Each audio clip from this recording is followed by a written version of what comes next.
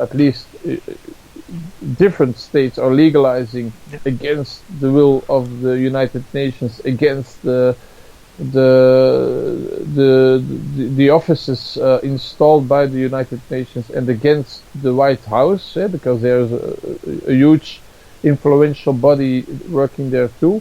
So if this is going to continue, I don't think that in 10 years things will look like they do right now.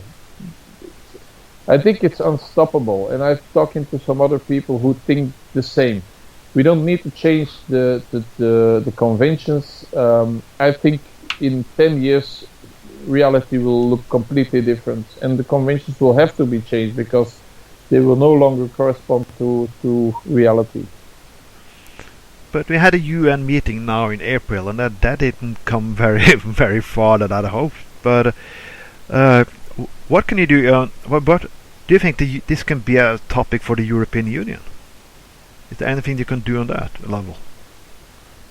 Well, on the international level, Europe has nothing to do with drug policies. You have the single convention and the three conventions in the United Nations. But on the other hand, if Europe, which Europe has a European policy plan too, if Europe stands up and say, listen, this is not what we want, I think Europe can play a huge, significant role in the debate.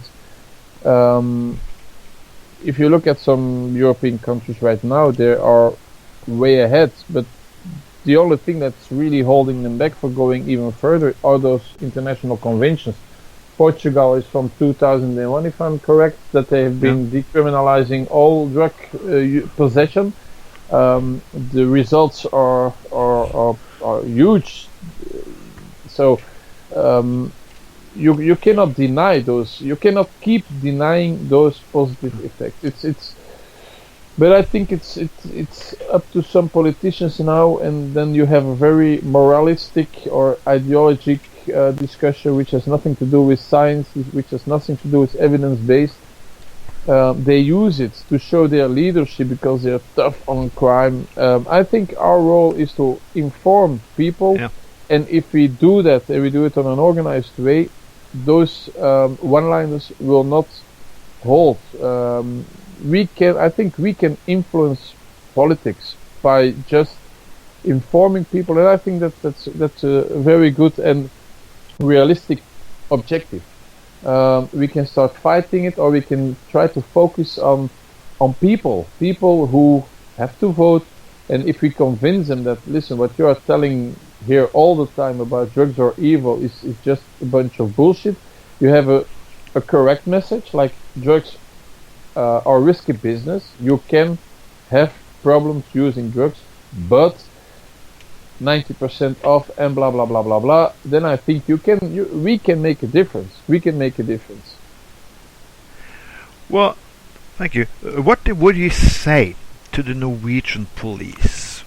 I know I'm going to be very unpopular with the Norwegian police right now, but what do you want to say to them when it comes to the politics in this country and what they should do? Because they need to get a message, and I found no better man to deliver that message than a police officer. Well, who am I to say something to Norwegian police? I think as you started our conversation, a lot of them are already convinced that this actual drug war or these actual drug policies don't do any good. There are always people, law-abiding citizens, who will not use drugs just because of the law. But then again, they will start drinking, and they will do other things that are legal but even unhealthy. So I don't think the Norwegian police has to be told anything. I would like only to suggest to those people who really believe in the war on drugs to listen to people who have lived it. Open up your mind, listen to people who have another opinion. They are not the enemy, they are with you, but they have maybe some more knowledge or maybe some other insights, and it's at least worthwhile listening to them, and then you can make up your mind. But open open up and be interested in what people like you, Trond, are telling the world.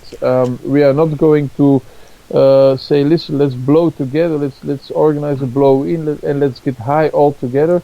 I think driving a car under influence of any drugs should not be allowed. There's a role for police. Minors shouldn't use it. If you go to a restaurant, you shouldn't be bothered by somebody blowing or blowing a joint next to you. I'm not into drugs. I don't like drugs. I've never used them.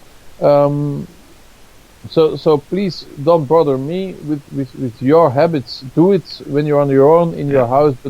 But it's so stupid to just put people behind bars or punish them because they are taking a product to feel better or to feel less worse.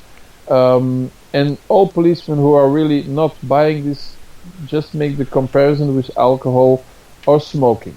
They're both completely unhealthy. Look in the mirror and say, listen, what I'm saying to myself when I have another glass of beer, let's change it into a piece of space cake. Does that make me a sick person, or does that make me a criminal by just eating some space cake? And maybe that should be the question. Do I do anybody else some harm? Are there victims in what I do? No, I'm just eating something that makes me feel good.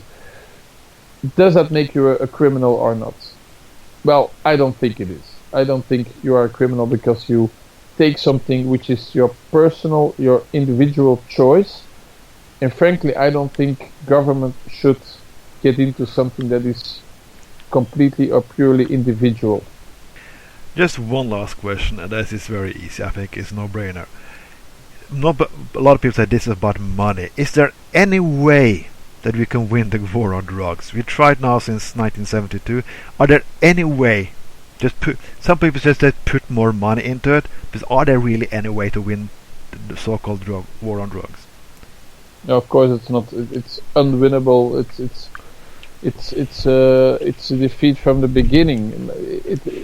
We gave it a fair shot. We gave it a fair shot for now almost 50 years or something. So I think we should now see that it's not working. There's never been more cocaine traveling through the port of Antwerp since the last few years. So all this war thing doesn't help anything at all. So, well, but like prohibition, the alcohol prohibition, it took some 12 years or something, and then they said, listen, this is not working. Maybe for the war on drugs we need some more time, but finally I think common sense will win, and this war will end. I think there is no other option. There is no other way. Thank you, Peter. That's my opinion. Thank you, Peter. It was nice having a conversation with you. Dette var Trond Vatne Tveiten. Dette var en Trondpod Productions for Normal i serien på Høy Tid.